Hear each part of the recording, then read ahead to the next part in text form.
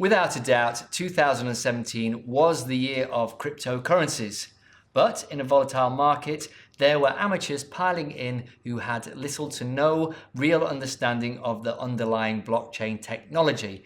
That might be beginning to change this year. And Bernd Debusmann, you've been speaking to some of the experts about the technology. So this is Inside AB. I'm Jeremy Lawrence. Bernd, tell us about this, the architecture first of all. Well, it's interesting. I've been going to a lot of blockchain summits in Dubai. There's been quite a few recently, and one thing you find is that even people who work in the space have a very tough time explaining what blockchain is in terms that anyone might understand. Okay, so explain it to me. So essentially, it's an open digital ledger that's open to everybody. So the best comparison I've heard, it's kind of like a Google Doc that everyone can update and see what's happening. Which I think is a good way to understand it. Okay. But as you mentioned, at the moment, most people associate blockchain with cryptocurrencies, most famously Bitcoin. But the technology has a lot of uses past that, and people are starting to understand that. So at a recent blockchain summit, I spoke to this lady. Her name's Sally Eves. She's a kind of a blockchain influencer, you might call her.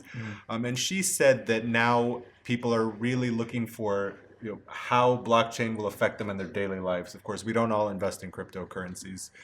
So what's happening now is that kind of real world uses, I suppose is a good way to put it, are now coming to the public eye. And there's all sorts of them, which is interesting. Okay, so just run through some of the ones that she talked about. When I asked her what she thought would be the main one going forward, she responded without any hesitation that it would be in the health sector. Now, of course, I mean, I personally didn't had any knowledge about how this would work. So, for example, she's working on a project that shares genome data onto the blockchain, which allows different stakeholders, different researchers to access that data, and it's all open and they know where it came from and who's been updating it. But it could also be used, for example, for medical records. There's a company called Medical Chain, which allows the user to look for a doctor and then share their medical records with the doctor through the blockchain. Of course, it's the benefit being that it's very secure. So you could also use it, for example, for things like billing, research purposes, sharing things between different parties. Again, I think a good way to think of it is like a Google Doc in which different research parties are uploading things to the blockchain. Okay. And at the moment it's still kind of rare, but IBM did a poll, and by 2021, 56% of medical professionals they spoke to said they would be looking into implementing blockchain in their medical practice. So this is something that's really picking up. Wow, so it's not in the vague abstract now, it is. No, this is very real. Already about 16% have implemented it. So Really? It's getting there. Incredible.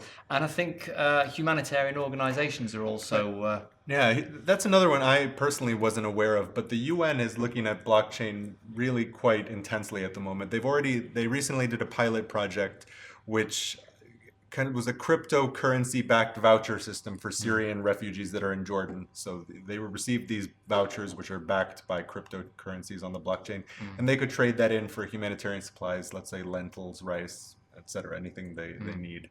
But the main benefit, which was interesting, because I found something written by Yoshiyuki Yamamoto, who's the UN Special Advisor for Engagement in Blockchain Technology, which is interesting that they have that at all. Yeah.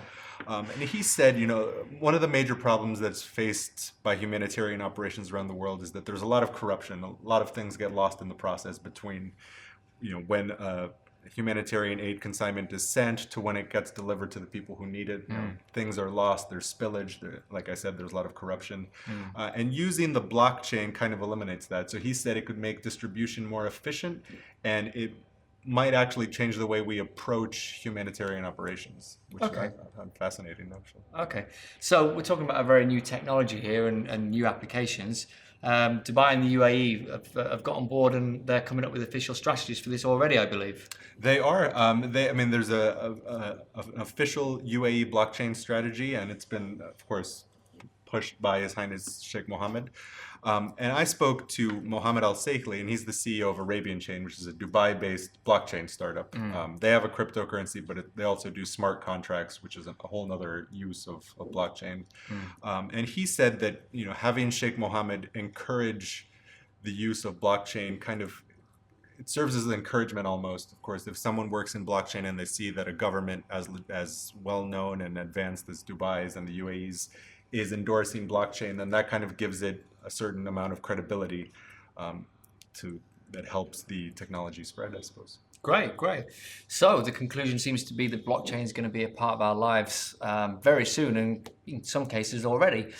You've been watching Inside AB. This is Bernd Debusmann. I'm Jeremy Lawrence. Thanks for joining us, and do subscribe to our YouTube channel. Join us every weekday at 10 a.m. Thanks. Bye.